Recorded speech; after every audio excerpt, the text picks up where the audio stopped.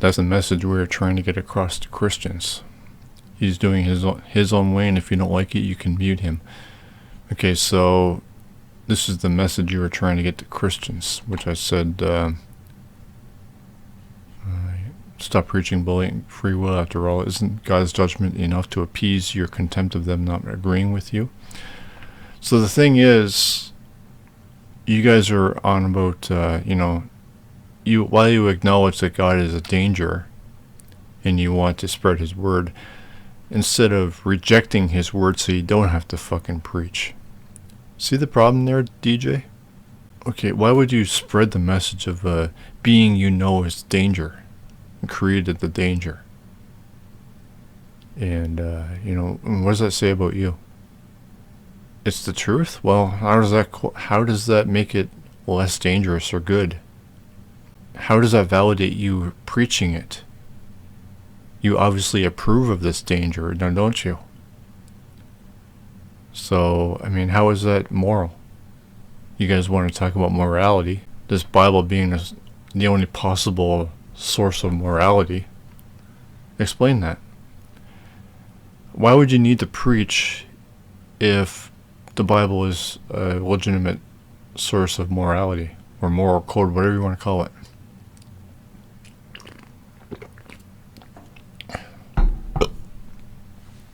I hope you are not being bullied, and if you are, I'm keen to help you. Bullied? Does it sound like I need? They're bullying atheism. It's nothing personal. I get that.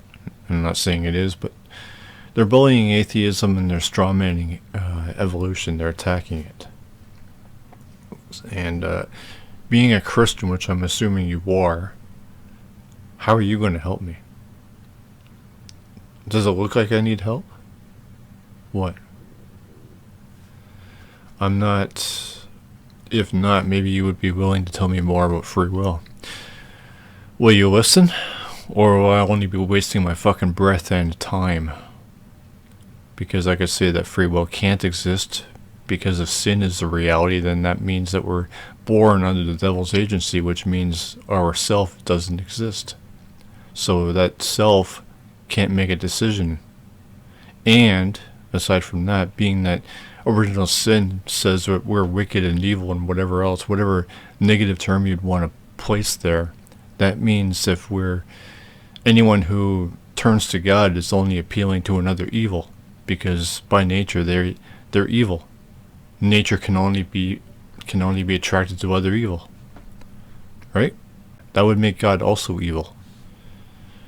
As for sin, well, the reality is, according to Christianity, as you people believe, and will not listen to otherwise, is that Adam and Eve were both created by God, and if the definition of sin is the absence of God, they weren't absent of God.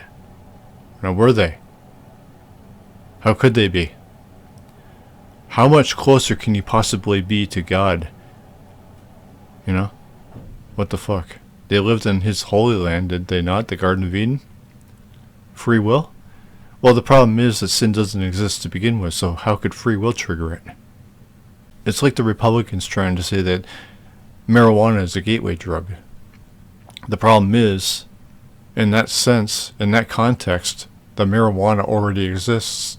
In this context, sin does not. So it can't be triggered.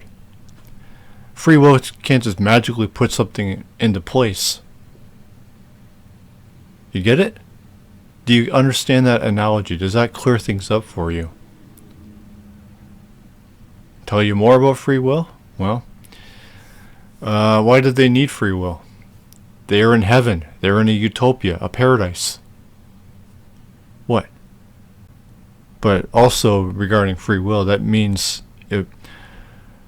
you guys say that God is only capable of good. Well, how could any bad choice exist if God is only capable of good? How could any of the options be disobedience if God is incapable of that?